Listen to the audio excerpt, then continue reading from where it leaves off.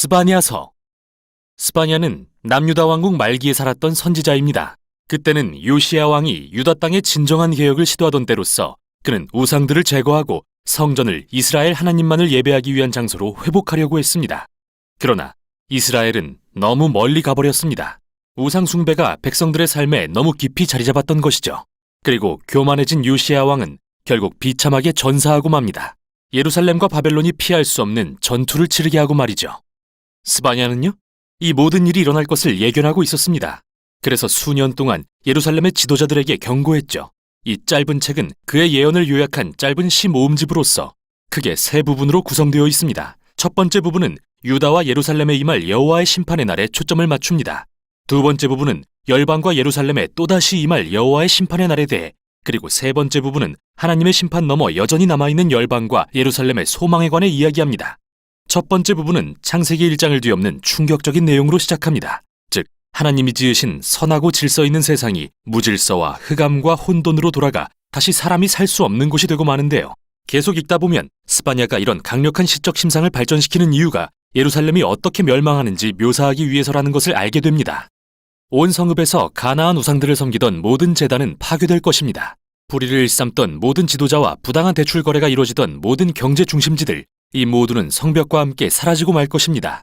스바냐는 이처럼 마치 종말론적인 모습들을 통해 앞으로 일어날 일의 심각성을 표현하려 했는데요. 이들은 모두 예루살렘을 파괴하러 쳐들어올 큰 군대를 가리키죠. 여기서 흥미로운 점은 스바냐는 하나님이 심판을 위해 어느 군대를 사용하실지 전혀 언급하지 않는다는 겁니다. 사실 우리는 밀가나 하박국 같은 다른 선지자를 통해 그게 바벨론이라는 걸 알지만 스바냐는 전혀 언급하지 않는데요. 그건 예루살렘의 흥망성쇠를 주관하시는 분이 하나님이심을 강조하고 싶었기 때문이죠. 그리고 바로 그 사실이 스바냐에게 소망을 줍니다.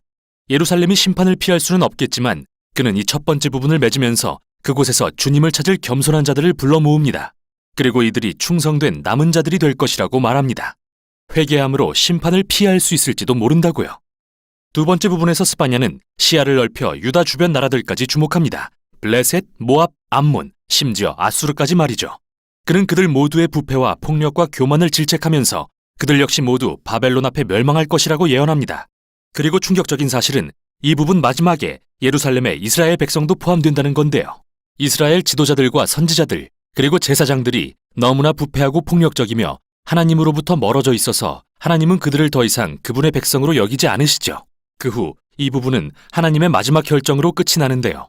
하나님은 예루살렘을 비롯한 모든 나라를 모아 그분의 불타는 진노를 쏟으시겠다고 하십니다.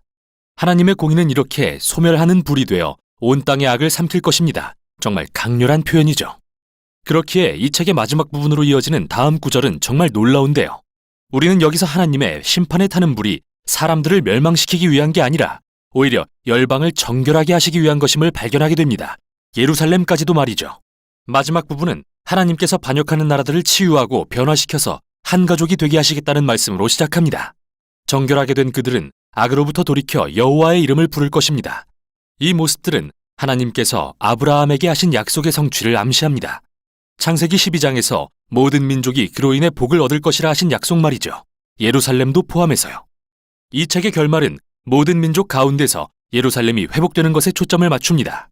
하나님은 회복된 이 도성에서 하나님의 자비로 인해 낮아지고 변화된 신실한 남은 자들과 함께 거하시며 그들에게 노래하며 기뻐하라고 하십니다.